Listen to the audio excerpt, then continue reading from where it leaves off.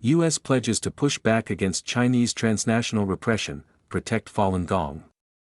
Washington, the U.S. government intends to push back against the Chinese Communist regime's transnational repression on U.S. soil and defend vulnerable groups such as Falun Gong practitioners, the State Department told the Epoch Times.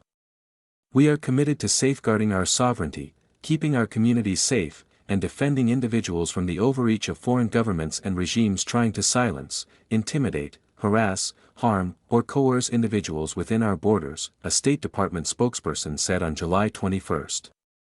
CCP repression extends far beyond China's borders, as Chinese officials or their proxies threaten, harass, and intimidate critics of the CCP overseas, including in the United States, the spokesperson said. Falun Gong, a meditation discipline based on the principles of truthfulness, compassion, and tolerance, quickly spread by word of mouth to reach an estimated 70 million to 100 million practitioners during the 1990s. On July 20, Falun Gong practitioners marked 27 years of persecution by the CCP. The CCP promoted the Falun Gong movement in the 1990s, but since then has waged a campaign to eradicate the spiritual practice for political reasons, targeting practitioners and their families in China and around the world, the State Department official said. New York-based Falun Dafa Information Center, in a recent survey, documented more than 600 cases of transnational repression over a 5-year period from 2020. The CCP perpetrates acts of transnational repression in the United States and other countries, often targeting Chinese diaspora communities, particularly human rights defenders and activists, students, journalists, and dissidents, as well as Hong Kongers, Uyghurs and Tibetans, and followers of certain religious or spiritual groups, including Falun Gong, the State Department said. Heightening the concerns of transnational repression is a newly adopted Chinese ethnic unity law, which critics say will allow the Chinese regime to target people in the United States and beyond. Enemy of its own people. A bipartisan group of lawmakers has joined Falun Gong practitioners in marking the persecution anniversary. The CCP, fearing that Falun Gong's popularity threatened the regime's power, began a brutal campaign to eradicate the practice on July 20, 1999. Untold numbers of practitioners have suffered arbitrary detention, forced labor, torture, and even death by forced organ harvesting. The Chinese Communist Party is a direct threat to the American way of life and the enemy of its own people, Senator Rick Scott, who sits on the Senate Foreign Relations Committee, said in a video. Scott said the legislation he co-introduced in the House last year, the Falun Gong Protection Act, would enable the United States to impose sanctions on individuals responsible for or complicit in China's state-sanctioned practice of forced organ harvesting. We can never stop speaking out and holding the government of Communist China accountable for their horrific crimes, he said. The bill passed the House in May 2025.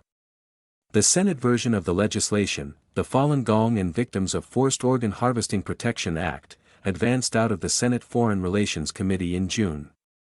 Representative Joe Wilson, who serves on the House Committee on Foreign Affairs, applauded efforts to end the persecution. The Chinese Communist Party is terrified of freedom, and their violence against the Falun Gong will not be tolerated, Wilson said in a statement. Online crime.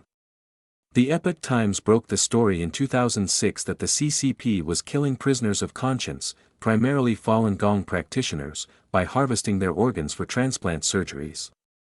The allegations have since been confirmed by independent investigators, including Canadian human rights lawyer David Mattis, who documented the findings in his book, Bloody Harvest. In 2019, a London-based independent people's tribunal, known as the China Tribunal, concluded that the Chinese regime had been forcibly harvesting organs from prisoners of conscience for many years, with Falun Gong practitioners as the primary victims. The tribunal found that medical tests conducted specifically on Falun Gong and Uyghur prisoners were highly suggestive of methods used to assess organ function. Jan Jekielek, senior editor at the Epoch Times, detailed the evidence in his best-selling book, Killed to Order, published in March. The book explores how the Chinese regime's industrial practice of forced organ harvesting became an estimated $9 billion industry. Representative Sam Graves, in a letter, called the CCP's actions against Falun Gong cruel and unjust. The CCP routinely commits human rights abuses such as murder, organ harvesting, mass false imprisonment, and unconscionable torture, he said, noting that these actions were done to advance their communist ideology. These genocidal acts are irredeemable and have no place in today's world. Religious freedom is a right that has been denied to practitioners of Falun Gong in China for far too long, Representative Emmanuel Cleaver said. To be arrested, detained, or killed because of your beliefs, peaceful practices, or relationship to spirituality is unacceptable, he said in a letter. To stand up for humanity requires standing against persecution. For months after the persecution began in 1999, Representative Chris Smith issued a resolution in 1999 condemning the abuse. On July 21 this year, Smith said, "In spite of immense pressure and intimidation from a powerful authoritarian regime, the resilient spirit of the Falun Gong has not been broken. The persecution is not a closed chapter of history, but rather an ongoing crime, and those responsible should know that they will face justice," he said in a statement. He called for the United States to press for the release of every detained practitioner and sanction the CCP officials responsible for the atrocities committed against the Falun Gong. Transnational repression. The Falun Dafa Information Center, in its June report, pointed to a 2024 Brooklyn parade where several Falun Gong practitioners were assaulted. Another incident took place in the Flushing neighborhood, home to New York City's largest Chinatown, in February. A man dressed mostly in black struck a Falun Gong practitioner in the back of the head, knocking her to the ground. Representative Gus Belirikis said he was deeply troubled by such incidents. Any attempt by a foreign government to harass, threaten, or suppress individuals lawfully exercising their constitutional rights on American soil is unacceptable, he said. Belirikis, who serves on the House Select Committee on the CCP, sponsored the Transnational Repression Policy Act in 2024.